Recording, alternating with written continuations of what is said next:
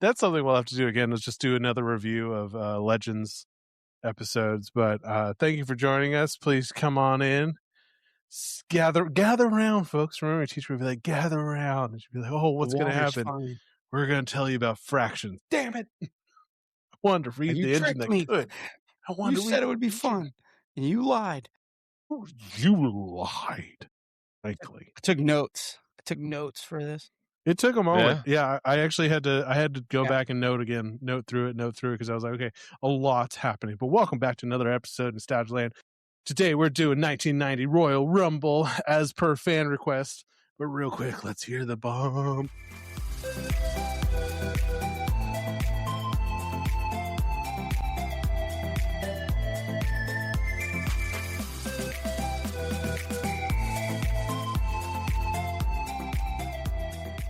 Well, all right. Please come join us. If you want to come see our YouTube channel, it's Nostalgia Land Podcast. I'm super jealous of Trey and Tyler's hats. They are frankly amazing. From Legends of the Hidden Temple, which was one of my favorite shows, that with Nickelodeon Guts. I would love to, if we ever find anyone listening to this, anyone hearing this, if you know someone that was on that show, on any of those shows, I want to talk to them. I want to know what that experience was like, because those were so peak, like 90s for me, and a show that I wish had gone on. But I would love it if I get like a piece of the aggro crag, like somewhere here, and I could have it in the background. That'd be amazing. Just putting it out in the universe. If you want to buy it for me, just let me know. Send me a DM. Man, well, anywho, we are doing 1990 Royal Rumble, featuring some of the great legends of the WWE. I was only about 1.5, I think, when this came around. Maybe one, not even. But I have seen these clips. Because, my God, they put them up all the time, especially since the birth of YouTube. They were like, oh, we need to put, all the good stuff up there, which is, just start from when. When was the first Royal Rumble, actually? Do you know? 1988. This is going to be your thing. This is going to be like 1988. I mean, I'm not a historian. But I could take you through a lot of the Attitude Era and a little bit before, but 1988 was the first. Trey's the one who did the research on this one. That's going to be watched the first hour-long match several times. Yeah, and then the first 30-man Rumble was 1989, and then this one was the first really good one. Do you know when they changed to the winner of the Rumble faces the champion at WrestleMania? Yeah, it's in my notes. Hang on. Get it. Because this one, the current champion is involved in the match, which I was like, wait a minute. The Intercontinental Champion and the Heavyweight Champion are both right. involved. But nowadays, if you win the Rumble, you face the champion at WrestleMania. Right. 1995. Okay. So they had a few more years before the Rumble even mattered. You win this 30-man match, and it's like, yay, a pat on the back for you, buddy. way to go. Do you get any little stipend? Do you get a belt? Do you get a paycheck? Anything? Maybe. But I hope not. Because Mr. Perfect was supposed to win this Rumble, and they changed it the day of because Hulk Hogan wanted to win it. Well, it also made sense for the storyline. Yeah. So he still could have fought Warrior, though. Yeah, but it added more gravitas to it with him being the Rumble winner and them fighting in the Rumble and the whole deal. I think that's something with wrestling and understanding it from the storyline, because I would always just turn it on and just be like, oh yeah, cool, okay, The Rock's it's so much better if you know what's going on. Yes, exactly. I'm sorry, 1993. I screwed that up. Okay. When Yokozuna won the title, he got to face the champion at WrestleMania. Yeah, how are you going to eliminate that fat ass? The same way you did Andre the Giant. Just get 4 dudes to go there. Dude, poor Andre, man. Not Andre, Earthquake. Yeah, the same way. No, that too, but poor Andre, dude. Andre looked hard in this. That was. He died like a year later. Like, he was not alive much longer. I was actually just looking at Trey. You were a year old, actually, just a year old when this came out. This was January 21st, and I was about 6 months old when this came out. Let's So go. you can imagine we're bouncing baby ball. We're like, let's do it. This is great. Let's do this shit. I was in my little go-go baby thing with the wheels on it, like, yeah, Yeah. rumble, The what? little bouncy seat. At the Gasso's house, because that's who bought the wrestling pay-per-views. Dude, I watched Shawn Michaels zip line down from the top of the stadium Ah, in Texas so at the good. Gassos house. This That's was in awesome. Orlando, by the way. We could have Yep. gone to it. Yeah, You you could've could have been been 6 there. months old right there in the Yeah, and crowd. so I watched been the there. whole pay-per-view, and at the Yeah, beginning, where did you find the whole thing on YouTube in the WWE like streaming network? service thing. Do you have Yeah. to pay for that? Bridget's family has a subscription to it. Oh, okay. Yeah. What? There's a WWE streaming service? Yeah, I think they're WWE Oh my partnered god, with no Netflix. way. This is crazy, dude. Yeah, they're partnered with Paramount or Peacock or somebody. It's only 99 But cents. now, are they still with them? Because I know that they made the deal with Netflix. Are they with Netflix now? So Or they did have they just carry their pay-per-views? Oh, they do so have some Netflix Netflix stuff. carries Yeah, Raw. like a really big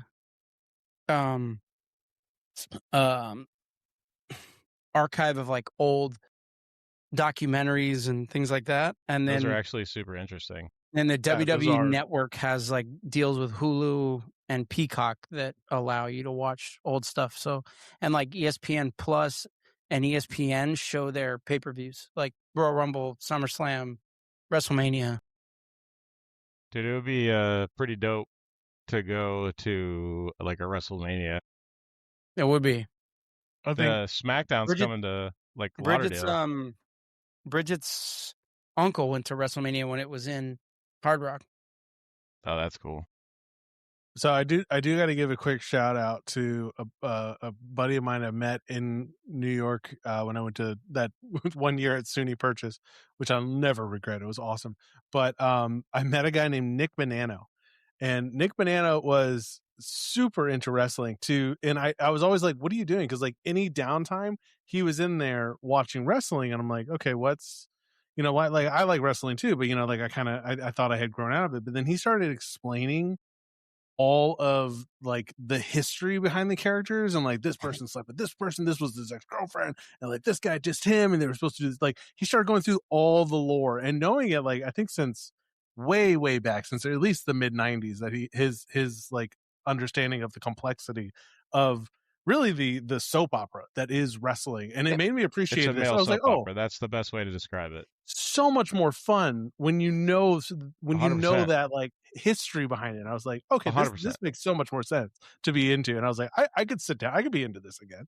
I could do that Yeah. because it's just The problem is you got to theater. like now if you jump in, you got to sit and watch and watch and watch to so you catch on and watch backstories on YouTube and people's like explanations of what's happening, so you know who's rivals with who and why and the factions that they came from and what got them started and what got them going. And that was the beauty of everything for me, because I was big into wrestling back in the day when the Montreal Screwjob, basically, which is like one of the most famous incidents in wrestling history, when Vince McMahon screwed over Bret the Hitman Hart with Shawn Michaels in Montreal and stripped him of the belt because there was some contract stuff going on behind the scenes, and he was worried that Bret Hart was going to jump ship and go to WCW and take the belt with him, and Vince just couldn't risk it. So they basically screwed over the Hitman and took the belt off of him and said he tapped out, even though he didn't tap out. And it's one of like the most infamous moments ever, and it's created a huge whiny baby in Bret Hart, which kind of sucks because I do think that he's one of the greatest performers in as far as in-ring performers, and his delivery of his moves and his punches and stuff. And I've watched a ton of interviews with different wrestlers. There's a guy, Chris Van Fleet, I think his name is, Yep.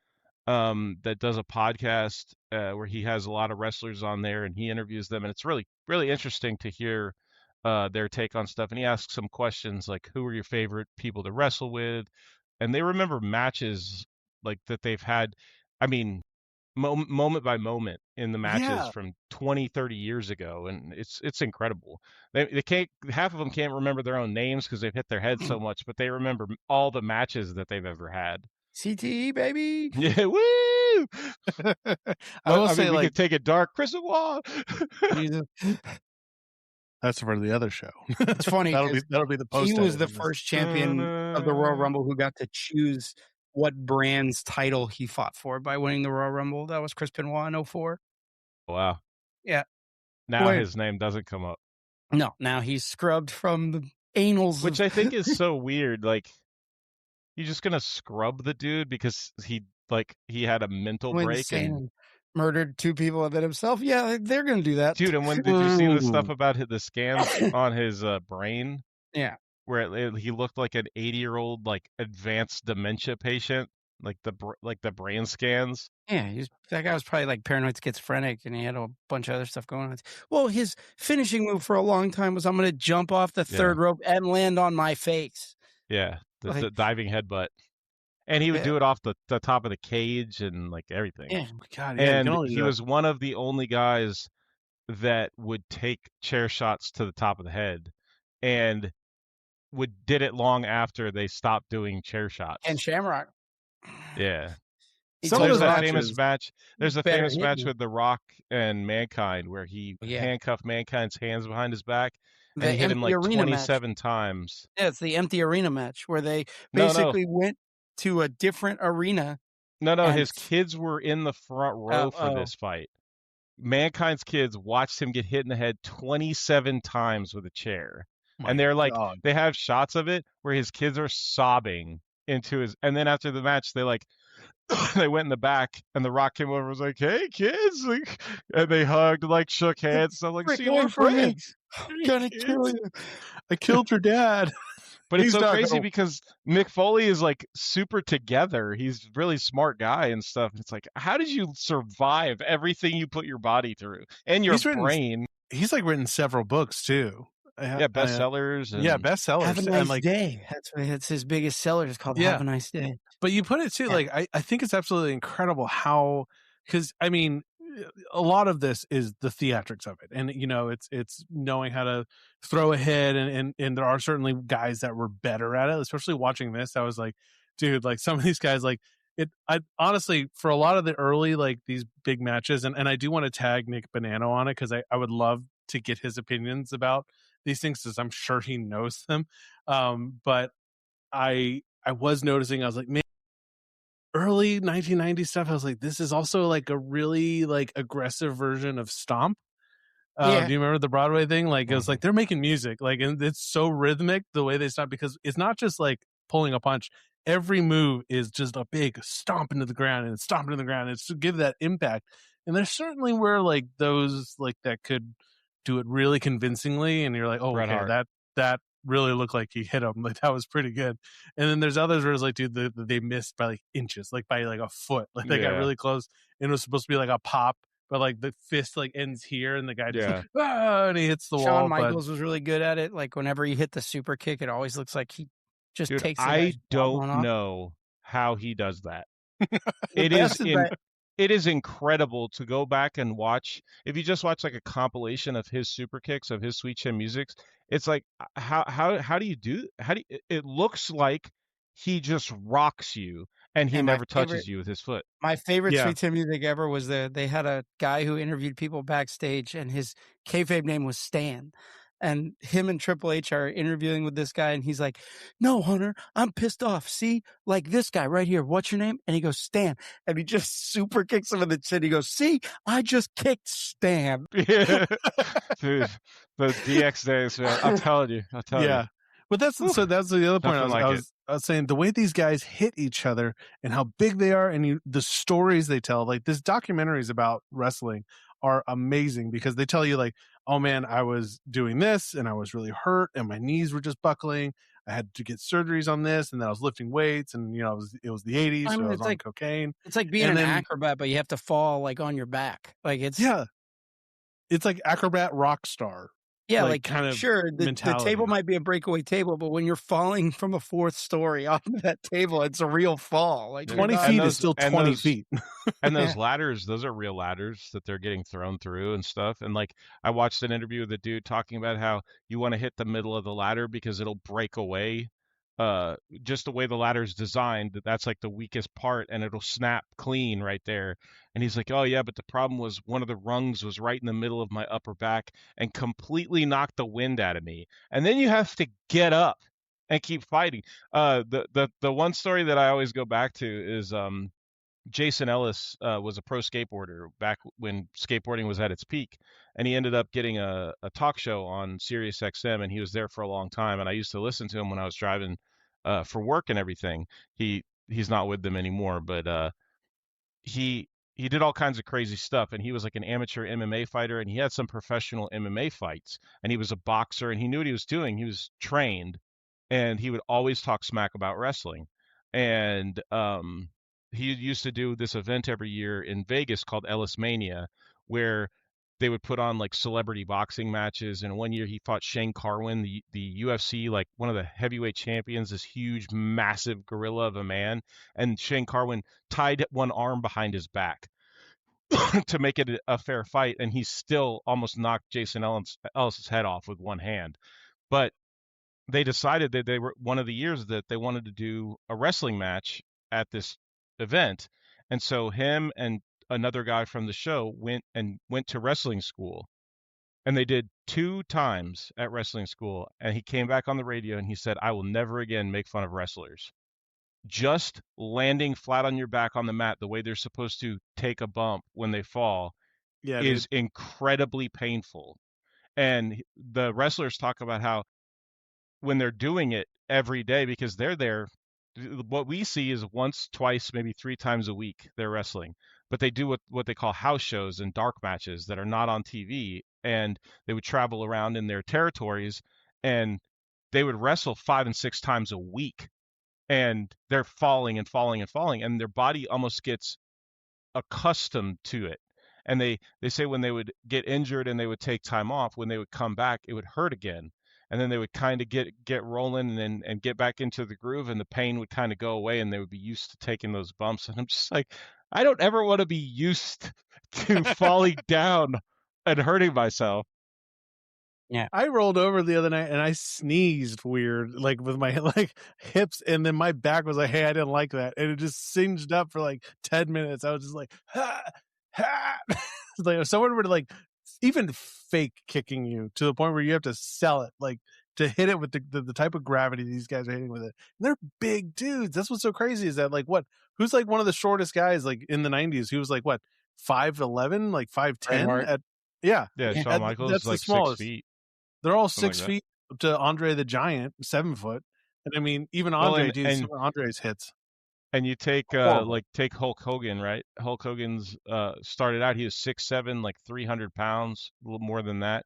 And by the time he ended his career, he was like 6'4", because he would Well, do the because leg drop for his move. So he's constantly jumping and landing on his butt, and yeah. it compressed his spine so much that he lost almost 4 inches of height.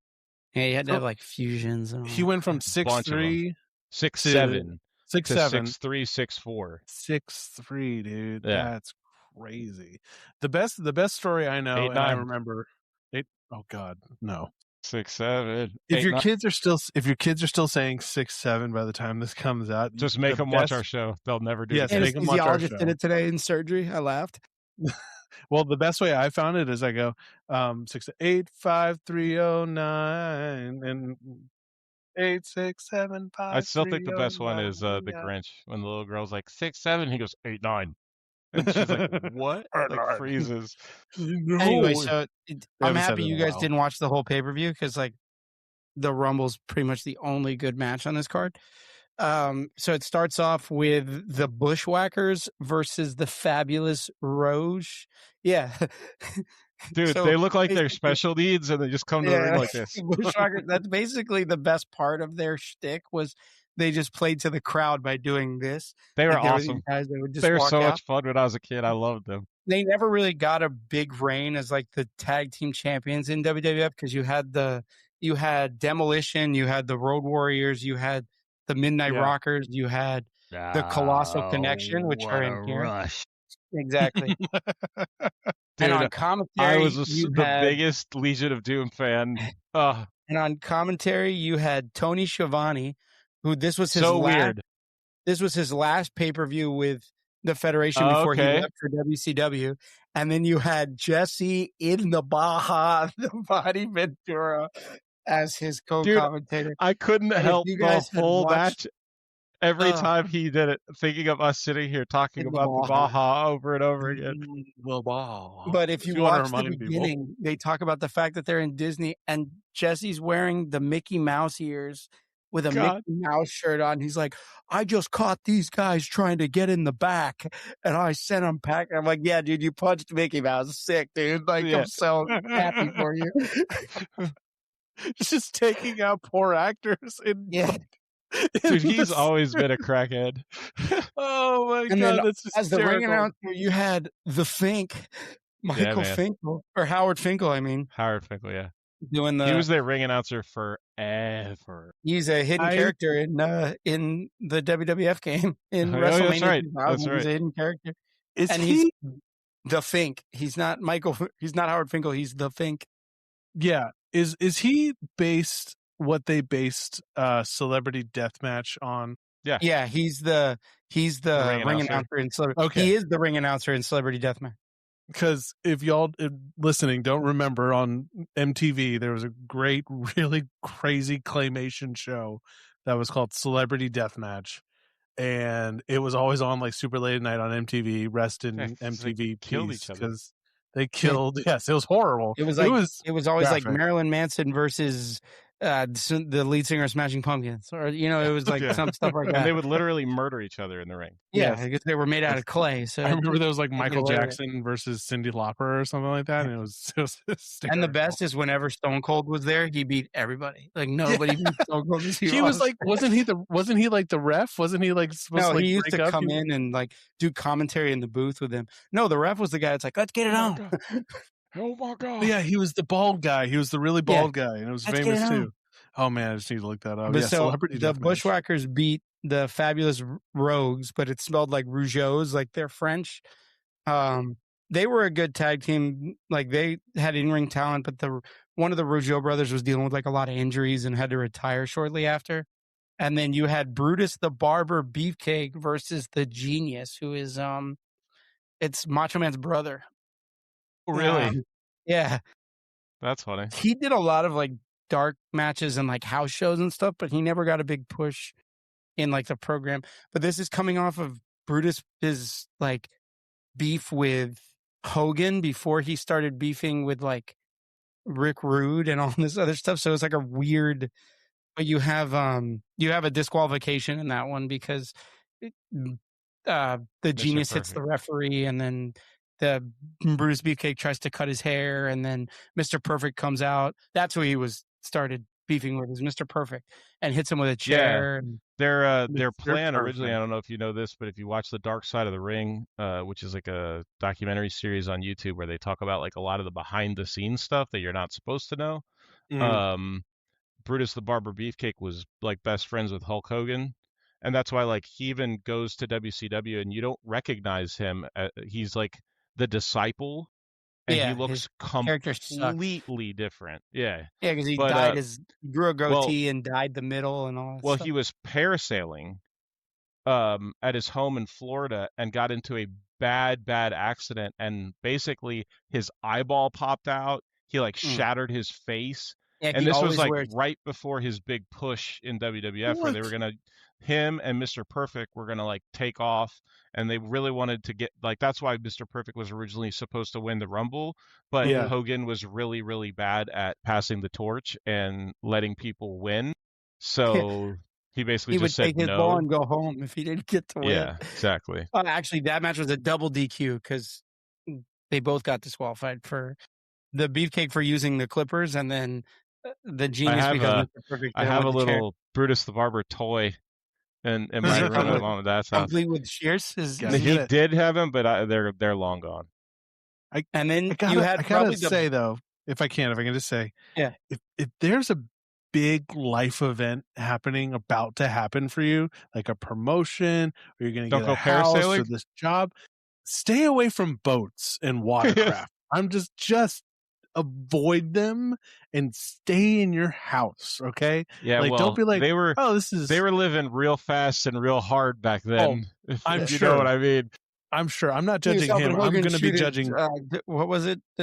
Silent Thunder or whatever it's called. With Tropic Thunder, Tropic Oh, Thunder. his I TV thought that show. was only I thought that was only the good movie. That's why I No. didn't say Tropic I'm Thunder. just I think telling. it I'm going to was- be judging anyone after listening to this episode. Please, for the love of God, just avoid watercraft. I can't tell you. Oh, he was going to sign those papers for his whole term life insurance program for $2 million, and then he went on a boat, and now he didn't, and then he died. He thought, oh, I'll sign these after I get off the boat today. No, lost at sea, drowned, and now his wife has nothing. I can't now tell he's you. No, on it was Thunder in Paradise. That's it. Thunder Yeah, and that there was that dope boat in it. Yeah, that black speedboat. Yeah. There's some dope. Yeah, that's boats. why he kind of left WWF, and then he ended up moving on to WCW after that. Yeah. Oh, cool. Well, and then you had like the match of the night besides the Rumble, which was a submission match between Ronnie Garvin, who I'd never heard of, and Greg the Hammer Valentine, who was with Jimmy Hart. So it's a submission match. The only thing that bothers me about this match when I watch it is both people try to pin the other guy like 3 or 4 times. And I'm like, dude, it's a submission match. You can't pin the guy. Like, even Jesse the Body Ventura's like, pinfalls do nothing. What are you doing? Like, why are you doing that? Yeah, like I Yeah, gotta tell you though, that's It was Greg the Greg Hammer the Hammer. Valentine, Greg baby. the Hammer, this is coming back, dude. This style of haircut, I've seen kids with this. The one. mullet. Yeah. Oh no, this isn't like Yeah. a mullet. It's a feathery mullet. Like this is like a in between, It's like like an Cyndi 80s hairband Lauper. mullet. Yeah, exactly. The problem It's with the hammer, it's a female PE teacher's look.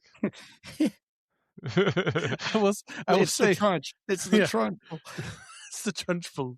I will say, like, I mean, Hulk Hogan, I mean, great hair, but he made male pattern baldness cool.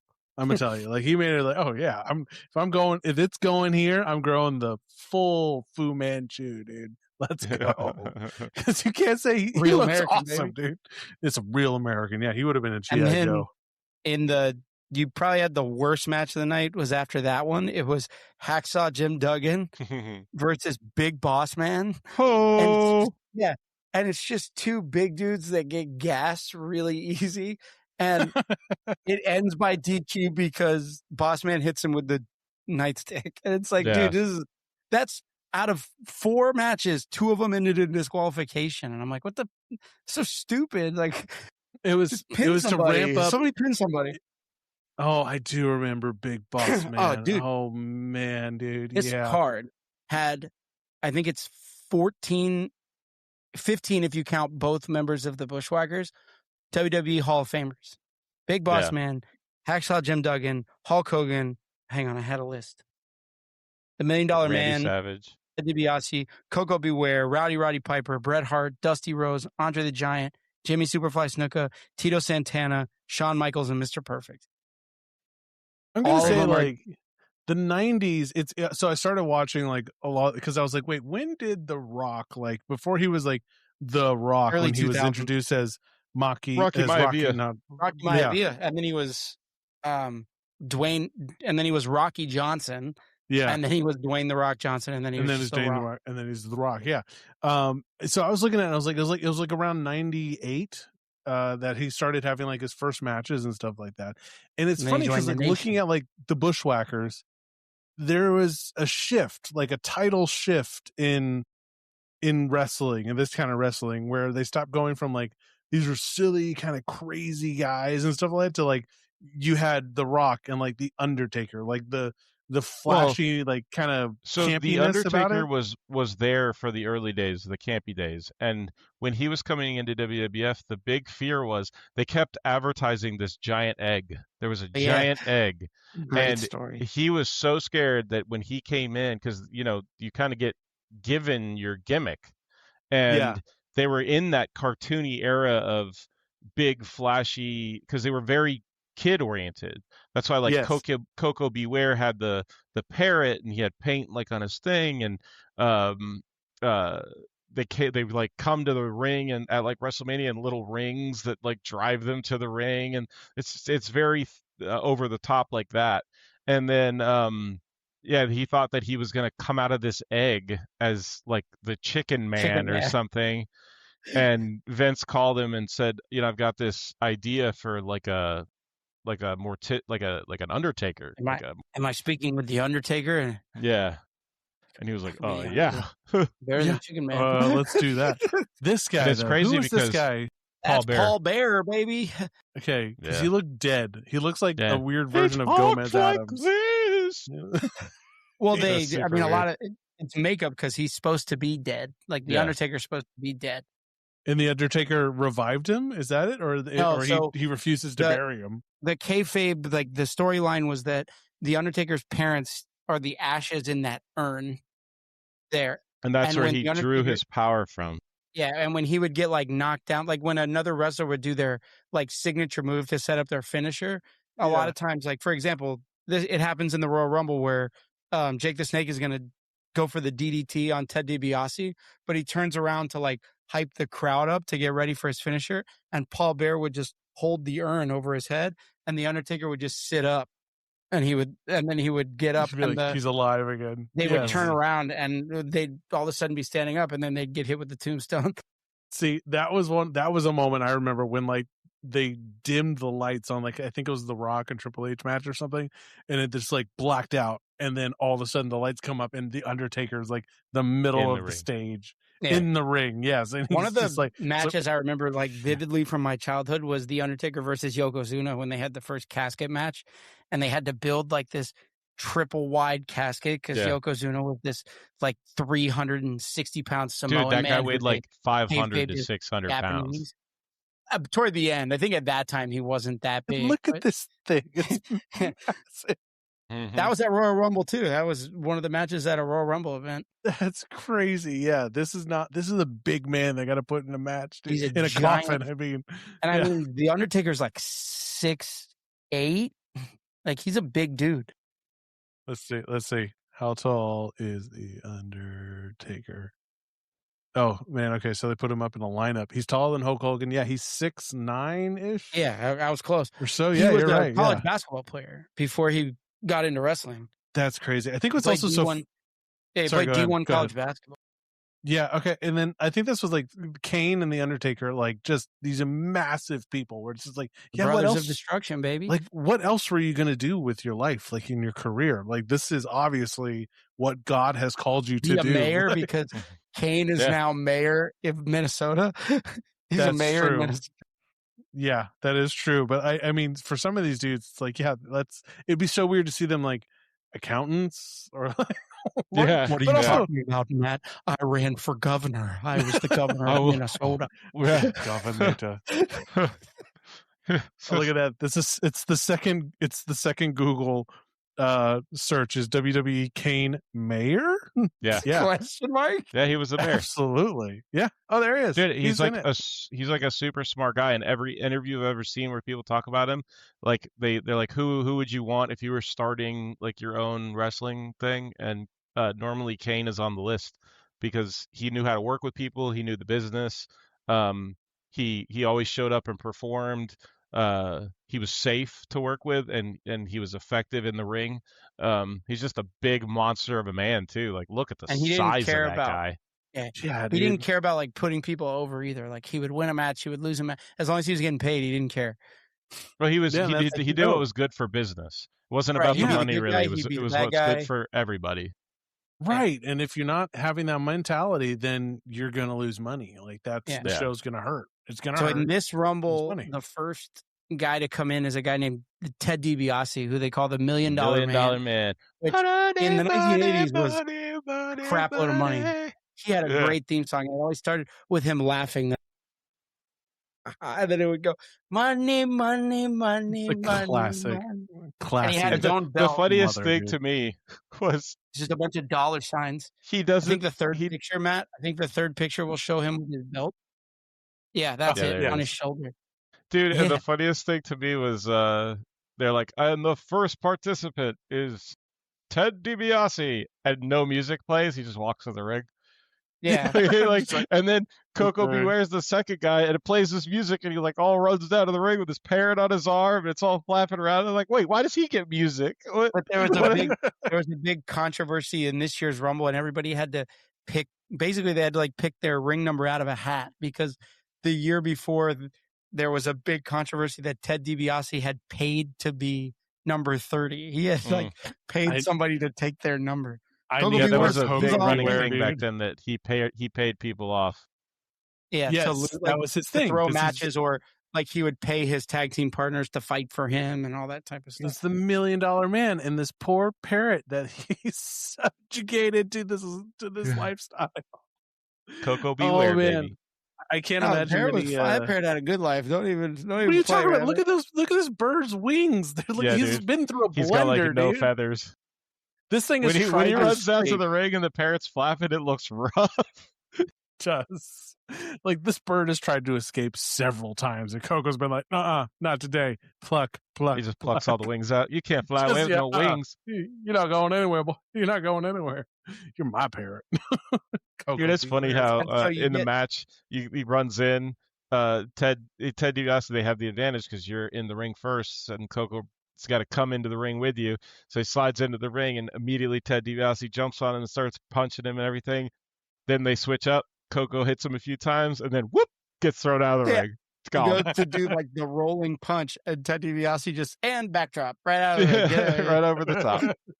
I'll see you later, bud. Okay, have a good time. I will say the one thing that they started to do better with Rumbles leading up to that is the entrances got better. Like, people got their theme music played. Yeah. And like, that's the Royal Rumbles usually when somebody comes back from like a long injury. Like John Cena did it at the Royal Rumble. He came back from injury. Edge, Stone Cold came back at a Royal Rumble. So it's a good way for people who have had to be away. It's a good match to throw them in because you don't always know who's going to be in it. They don't really release who's going to be in it. That's pretty cool. The Edge one was huge because they thought his career was over. Yep, he had retired.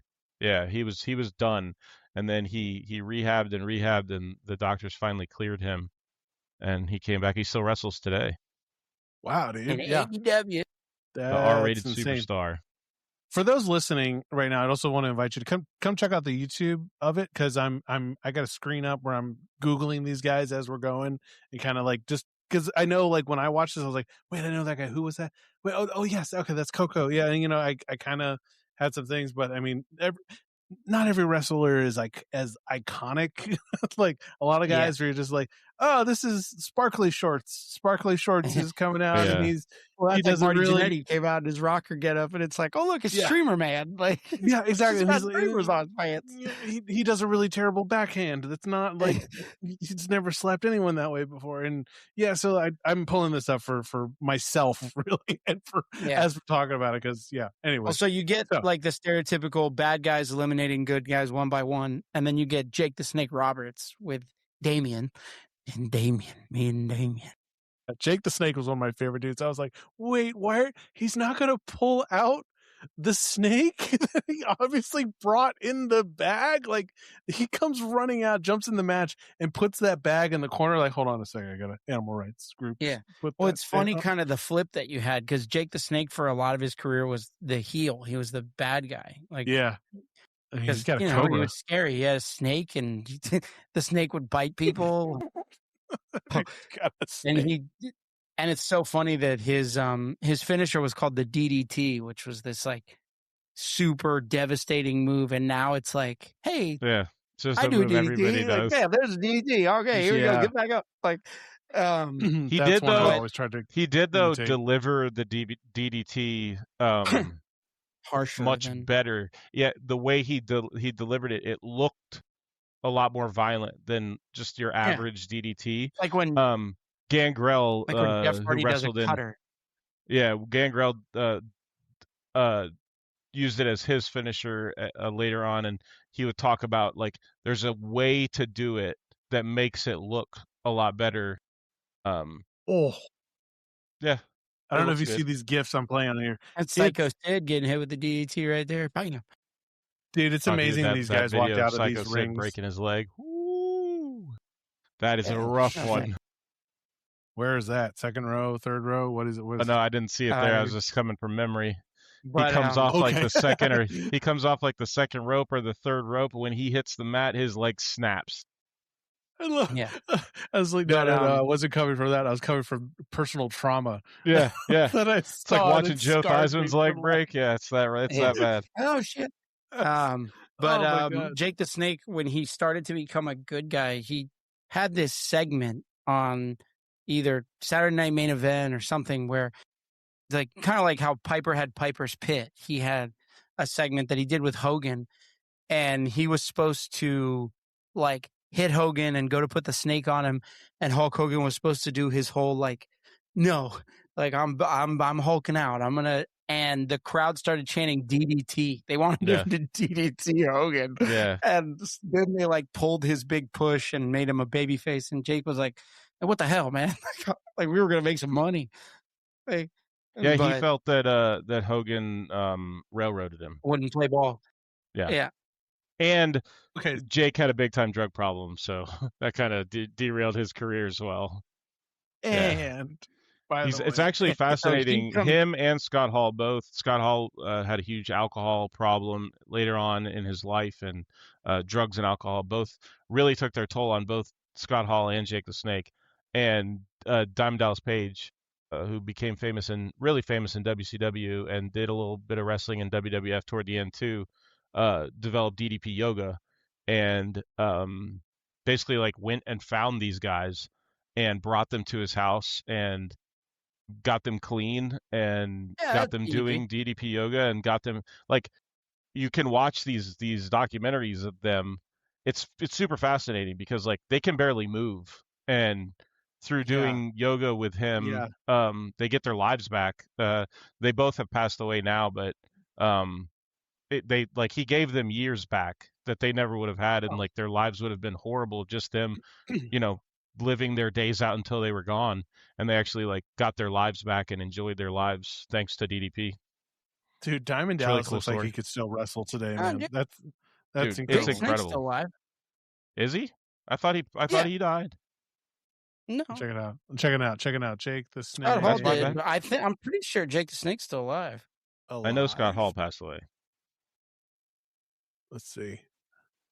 Alive? Yes, Jake the Snake is Yeah. alive. Retired. Full-time wrestler. Cool. Remains active. Maybe I'm thinking of a different wrestler then. I know does- Scott Hall. I know Scott Hall died. For sure. He does have a podcast, so we could check out Hogan, Jake the Snake podcast. Hogan passed away too. Yeah, Hogan passed died. away. Yeah, Hogan. Hogan had Yeah, that some was rough rough. stuff happen in his life. So in this Rumble, you get Macho King Randy Savage. Yeah, dude, I totally forgot that he was the Heel Macho King at character. this point. Yeah, he was a heel, And- right? With and he was Miss Sherry, Queen Sherry, not who Queen ends up- Sherry. That's right. And when Shawn Michaels super kicks Marty Jannetty through the barbershop window and Macho turns babyface again, Sherry starts, that's when he becomes the Heartbreak That's Kid, right. Shawn Michaels. And With Sherry comes Sherry. out with him. Yep. Sensational Sherry at that point. She's Sensational sensational. Sherry. It's Dude, that lady just I was love crazy, Macho- and she was around forever. Yeah. Forever. And you can hear her in this match if you watch the match on YouTube. Come on, When she's Shawn. at she's screaming stuff at Macho.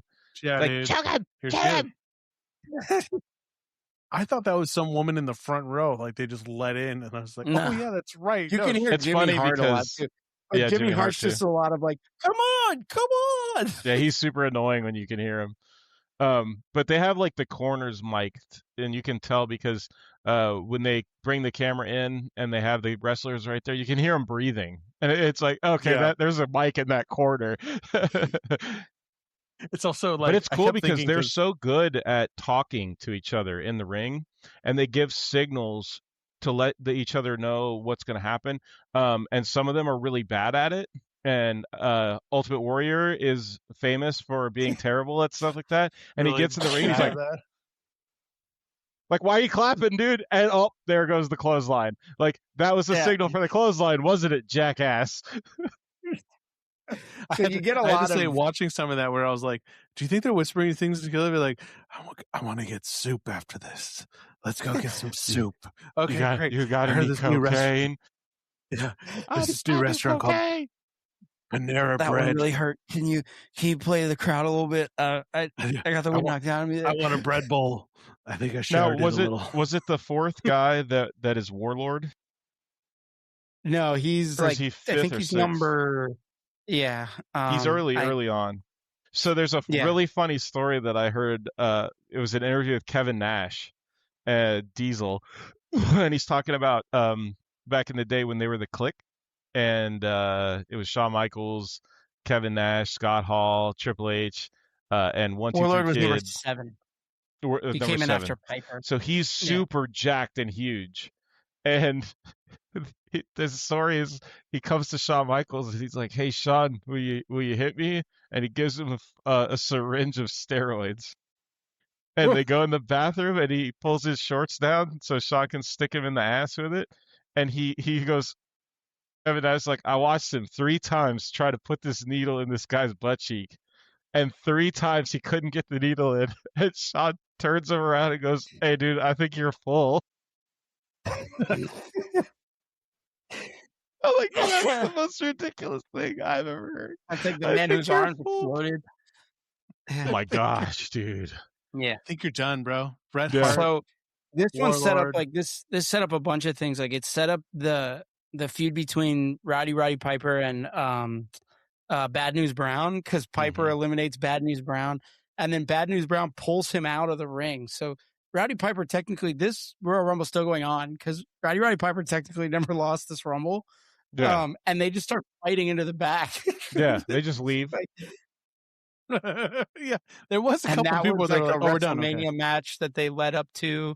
And then you got the whole Andre the Giant and Haku versus Demolition, because they had just taken the belts from Demolition. Yeah, So you had that was a big there was time no rivalry. Crush in this one, right? Crush didn't. No, not it was till later. Axe and Slash. yeah, Axe and Slash, and then Crush was the third man when they started doing like Legion of Doom. So that's the colossal connection is Haku and That's Andre it, the man. Giant, And they were managed by by Bobby Bobby the Brain. Heenan.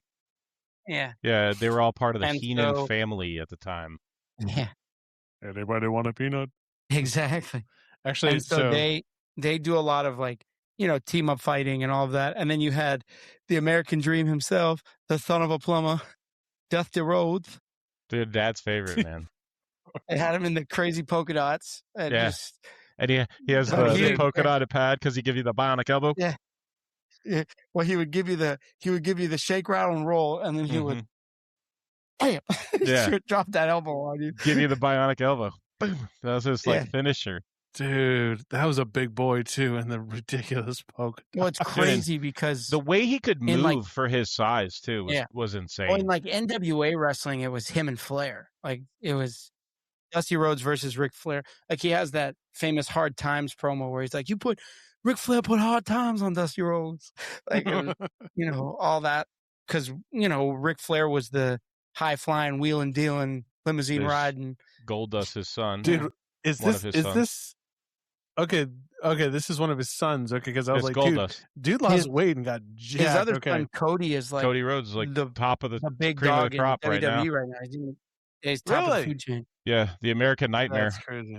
Dusty Rhodes. Yeah, that's The Cody Rhodes. American- Cody Rhodes. And he tore the crap out of his pec muscle one time and Yeah. just kept wrestling. He's bruised Yeah, from like his dude. sternum to like the outside of his shoulder. Yeah, dude, his whole Let's chest see.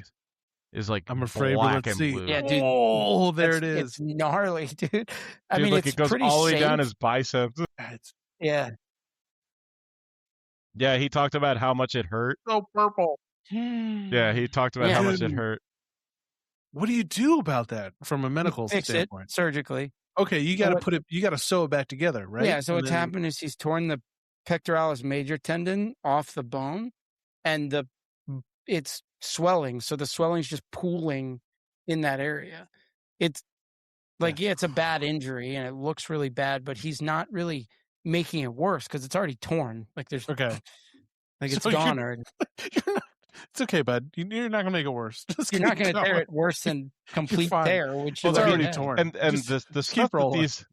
these like we talked about earlier, but the stuff these guys wrestle through is insane. There's the match where Jericho and Triple H. Triple H and them are tagged up. Here's They're it. in a tag team Why match, did you- but yeah, he gets up on the table to do a move, and he completely rips the quad off the knee in his leg and like rolls up inside him, and they have to finish they finish the match, and the guy can't even stand basically, Yeah, and Yeah. he Jericho kind of puts him in- whispers to Jericho, I just tore my quad.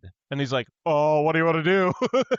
Like, we got to get to the Yeah, end." Like, he puts something him like in a that happened to. submission that focuses on your quads. He puts him Yeah. in the walls of Jericho. yeah, like a Someone Boston crab Vince tore both of his at the same time in a sliding Royal into the Rumble ring like a once. douchebag. Yeah. sliding. Yes, Vince McMahon. I gotta see that sliding because I think I saw that story like on Instagram where they're like, "Yeah, I come running down the aisle and all of a sudden I slide in." I'm like, he's just sitting on the floor like a Yeah, toddler. he was mad like, what? because Here it is. Cena and Batista eliminated each other at the same time, and they didn't know like who the winner was. So he You was mean like, "Well, we Drax. got to make this into a storyline." He Yeah, came that's right. storming down. He goes to slide into the ring, and he hits his legs on the apron and severs both. That's why he's sitting because he Yeah. physically can't stand up.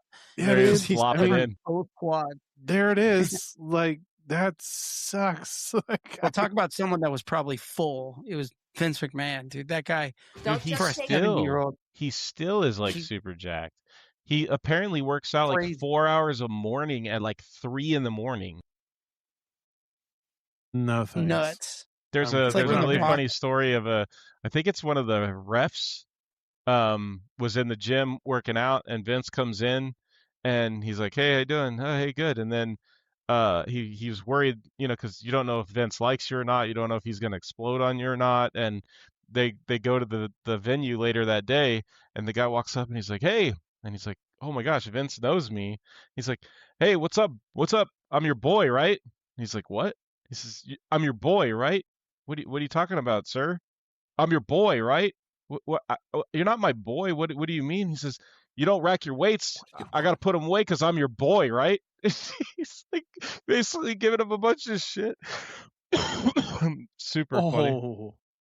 Yeah, McMahon's definitely a guy I don't want to tell, just like the coach from the Mighty Ducks from the Hawks team. I don't want to tell him that we're out of the steak that he wants.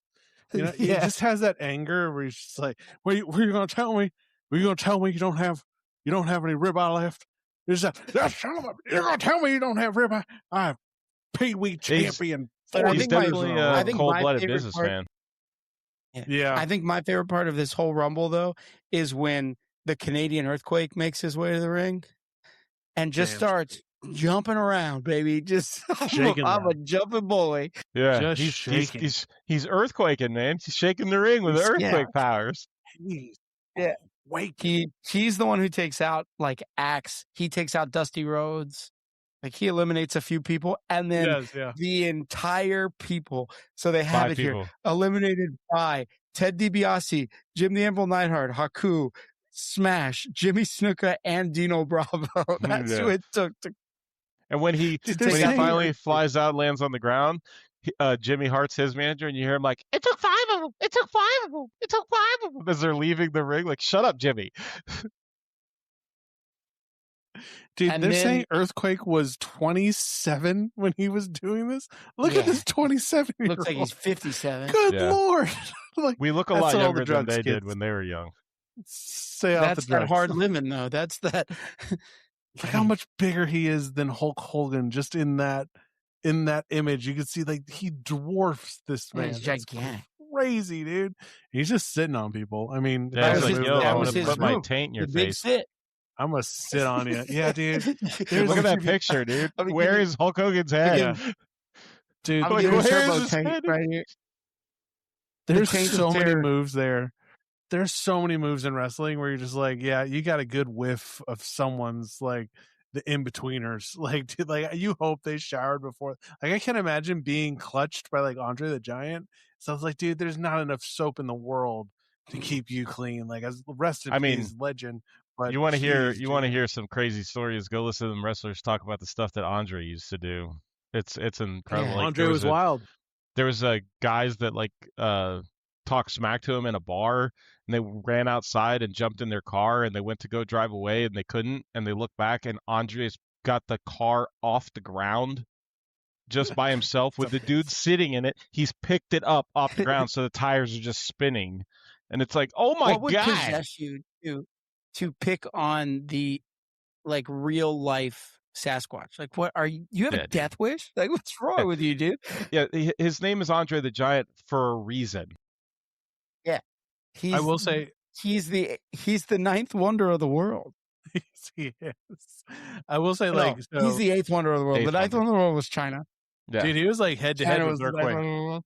Andre the Giant and Canadian Earthquake. Earthquake.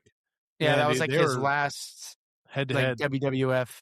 Speaking of Andre in this match, though, watching him and realizing like So he has how one of much the pain he's yeah, in. he has one of the worst spots in the entire Royal Rumble where the Demolition Brothers go to hit him with a clothesline and like it looks like they miss and then Andre just kind of like falls into the middle rope like, oh shit, that was my Yeah. oops.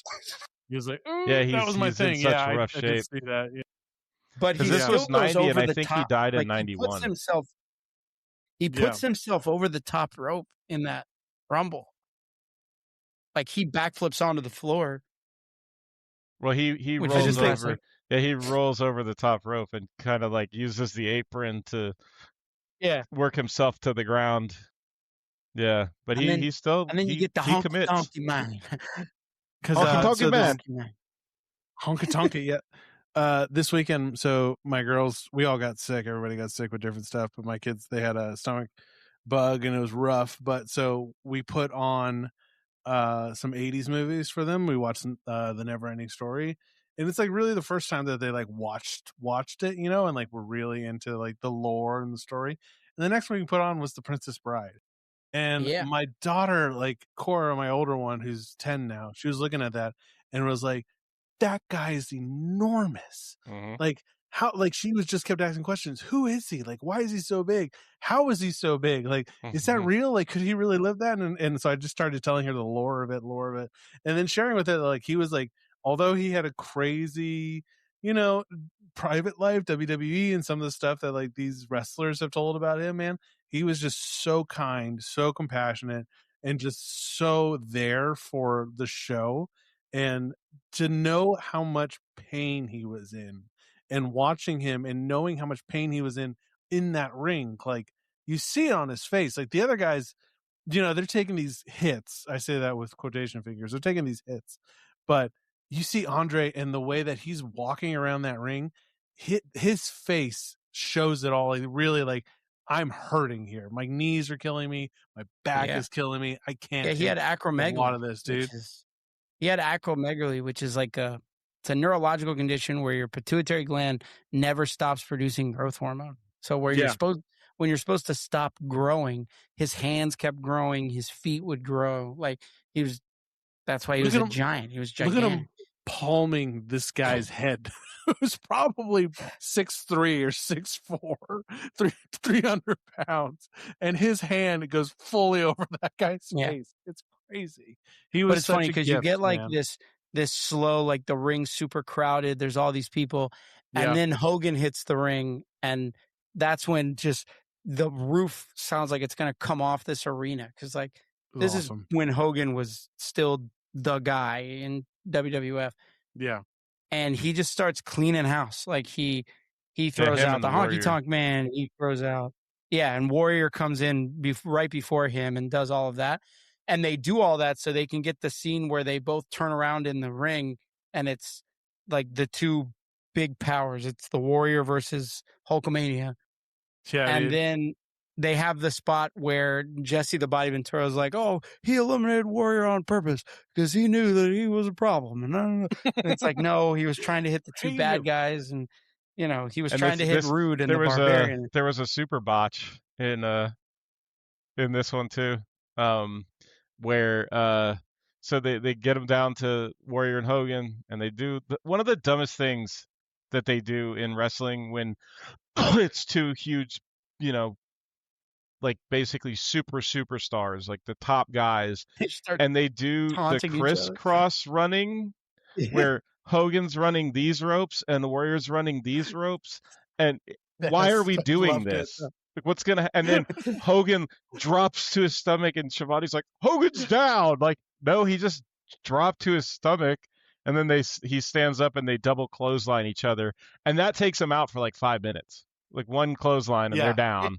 That was let Ravishing Rick Rude come in early. The Barbarian comes down while they're down, and he comes down after the count, like at 10, 9, 8, 7, 6, 5, 4, 2, 2, 1. Here comes the Barbarian as the next contestant, and there's 3 left at this point. The Barbarian being the third, and he just starts dropping elbows and beating up both of these super duper stars, like the mega stars of wrestling, and Vince McMahon panics in the back and sends Rick Rude 10 seconds before the 10-second clock starts.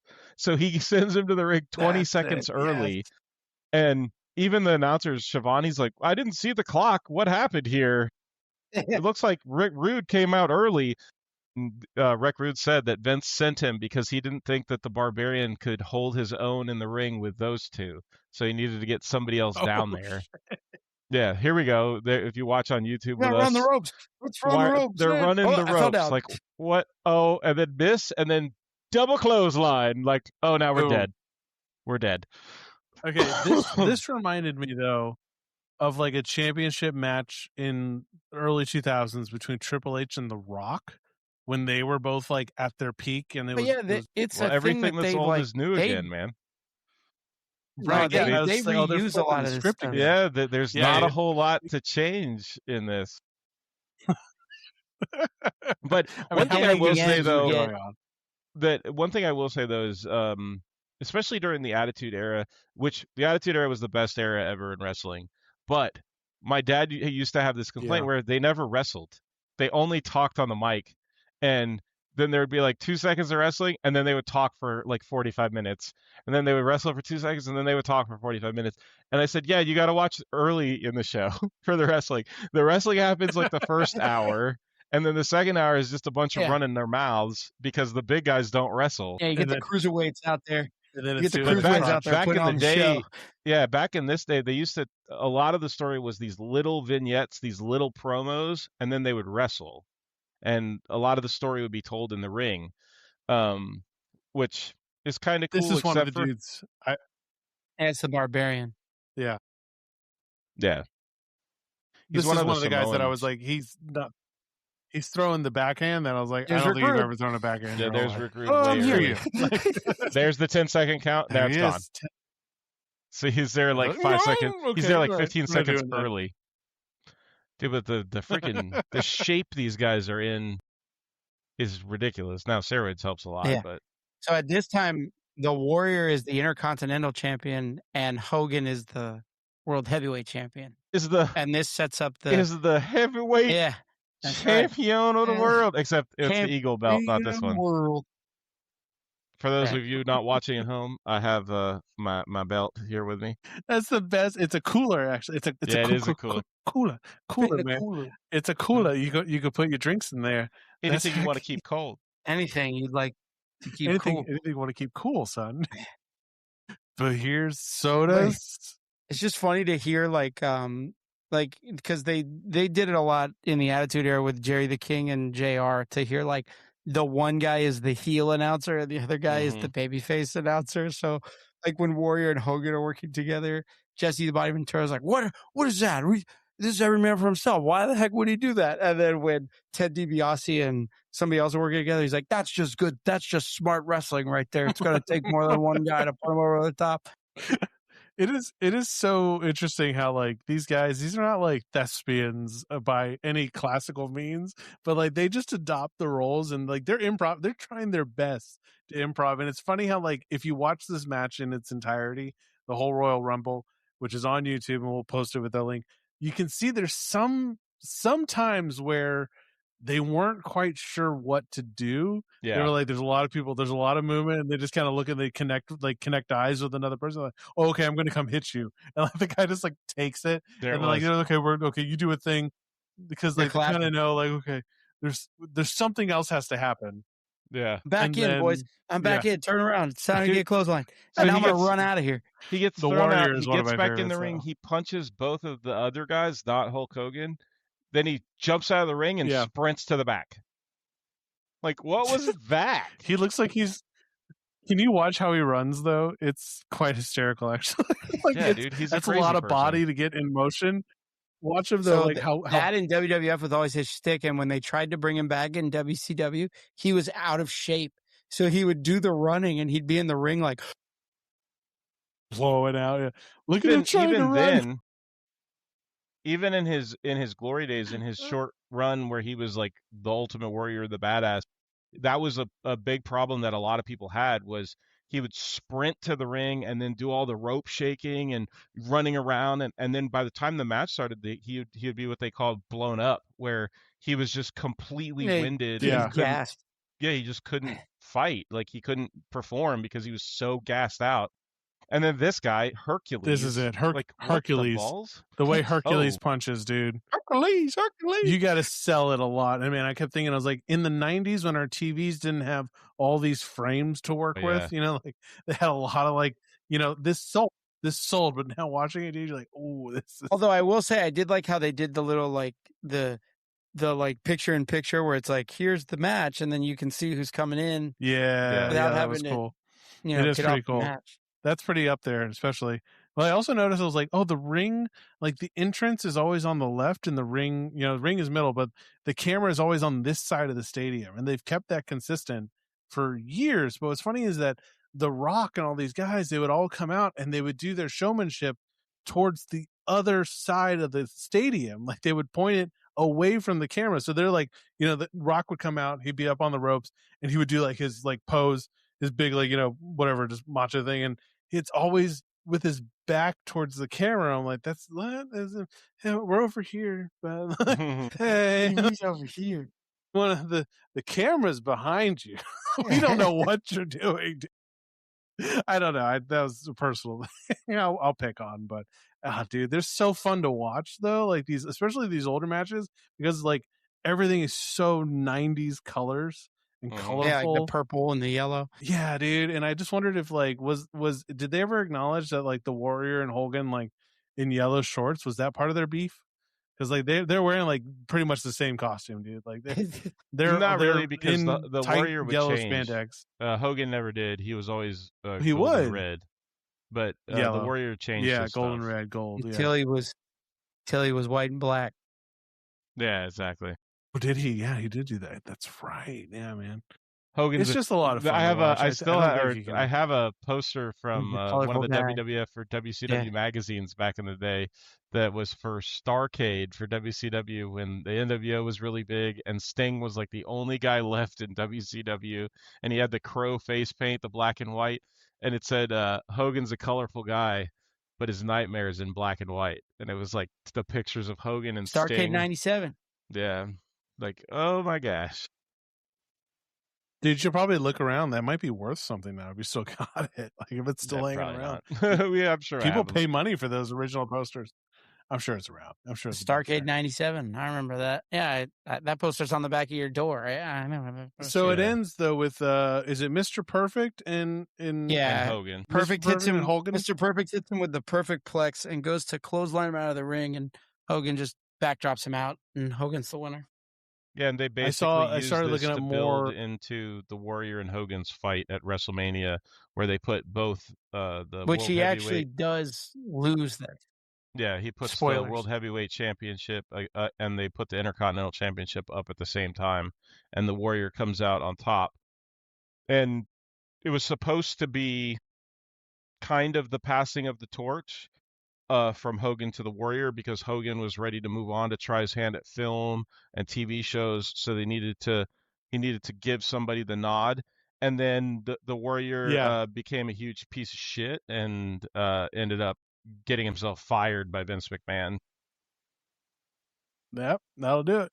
And I think we've covered a couple. Well, we only covered one Hogan movie, which it's funny to think of like, okay, Hogan did it first and then The Rock did it, and it's just to contrast like their careers post WWE and like how The Rock is The Rock in every movie, like except in this He's more last one he charismatic did. than Hogan was. Yeah, this last one he did where it was like the something machine.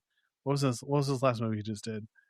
Where people like he's really getting recognition as like an actor, but it's him playing. Where he's like the fighter I think it's or a the boxer. boxer. Yeah. Let me see. Let's go type in The Rock's latest movie. Besides Jumanji. Oh, there's a new Jumanji.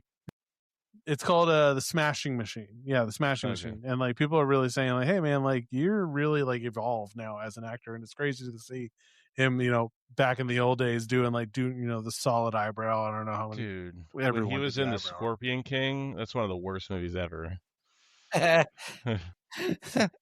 Terrible. He was okay in The Mummy 2 when he's the Scorpion King in The Mummy 2. The mutated Scorpion King, yeah. He really commits to what he's doing. Like you got to give him credit for that. Like he as he's been in more and more movies, he's gotten better and better to where it's not a death sentence for the movie to see him. You know what I mean? He's great in like Jumanji and stuff too. Like he's really funny.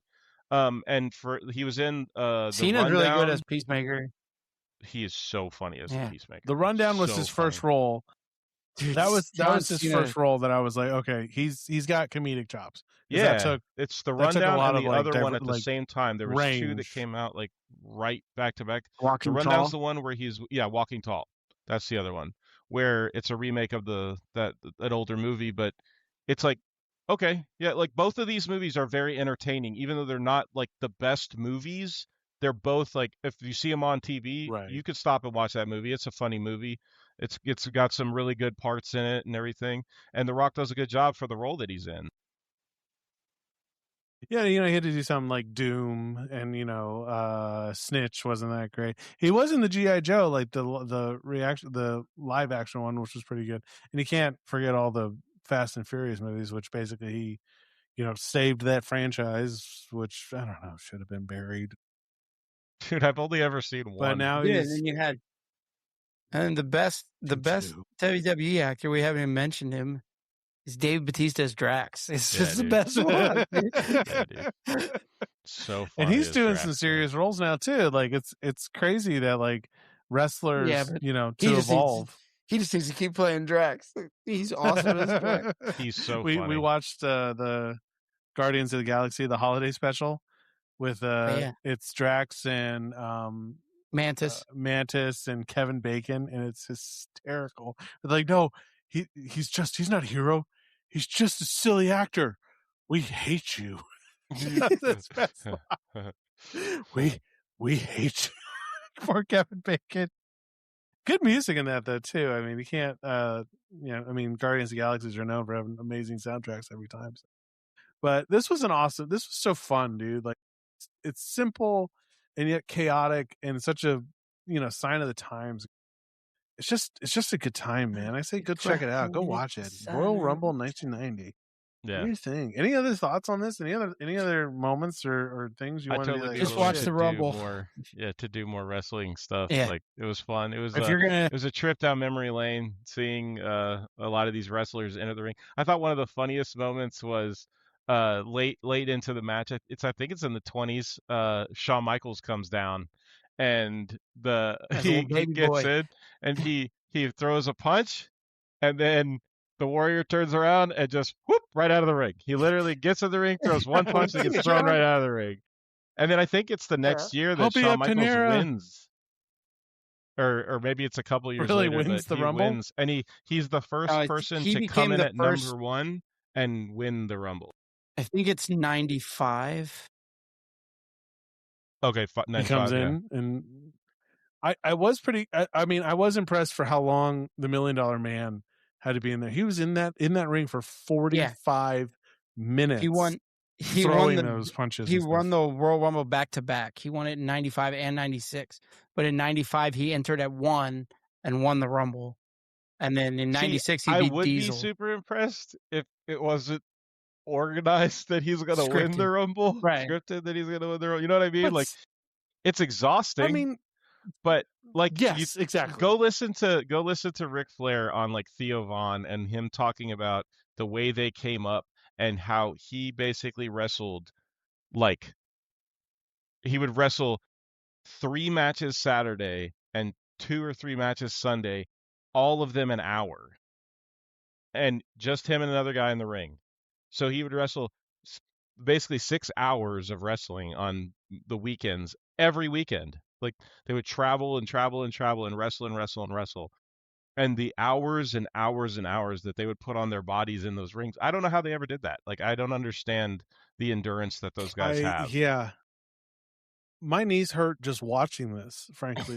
Just the anytime those endurance guys, alone especially, is yeah, incredible. anytime Earthquake was doing that, like stomping, like trying to shake the whole ring, which he did, like he jumped in the middle, and With all all the of guys those were men Yeah, in there's this there. spot where Haku's looking at him like, dude, stop jumping in a freaking ring, bro. You break the ring. Stop! Yeah. No, we didn't reinforce this week. Oh, shit. I do remember there was one where they did break the ring. I think the whole inner Brock Lesnar piece. suplexed the Big Show off the top rope, and it broke the entire ring. That's the one. Yeah. That's one. And they were Give it a That watch. thing just- Give it a listen. yeah, they're set up to break away. Yeah, But I did meet the Big. I met the Still, Big it's Show in person, and shook his impressive. hand, and wow, That's a That's big show. huge man. Yeah, dude. I'm a big guy. I got big hands, and I felt like my hand disappeared. Oh, I can have it back. Thank you. Thank you, Mr. Can I sit Big on your Show. shoulders? Can I Yeah. sit? Can I sit on your shoulders? Come again. Hold on my me. birthday. On my birthday. I would have a hard time. I would have a hard time if I ever met one of those guys. Be like, can you pick me up? Like, I know I'm big, but you're fucking. Can you choke slam Can you pick me? me up? Can you hold me? Yeah. Just do it. I did see. So I did want to bring that up. So there was some. Oh gosh, I'm blanking on the band, but a neighbor of mine, a friend of mine, named Marcus, lives in Georgia. He was telling me the story how he's in a music video, and it's this music video of this. It's a heavy rock band, and they did it in a WWE ring, and they had professional wrestlers and the band in the ring playing the music, and it was for the music video. And so the guy comes out, the producer, and he's like, the director, he's like, okay, like I want energy, guys, but it's just the wrestlers, so like, let's not be crazy, let's do anything. And Marcus's friend goes, the moment he says action and like stuff happening, I'm jumping in the ring. And so he does. He runs up, they say action. Guy jumps over the barricade, jumps into the ring, immediately runs up to the wrestler and grabs his hand and puts it on his neck. And he's like, choke slam me, do it. And the guy's like, the wrestler, obviously, even in the music video, you see him looking around like for permission. What the hell? And I guess somebody just went like, yeah, sure, like do it. And so he picks him up and he slams him, and that's how the song starts. That's how you get into like the main thing of the song is this guy, and it was Marcus's friend. I gotta text him about that, man. That's a really fun story to post that video. But it's hilarious because you see Marcus in the music video when he was like 18 or 19, and he's old like us now. So Yeah. anyhow. Well, thank you guys for listening. Tyler, you want to walk us out? Appreciate it very much.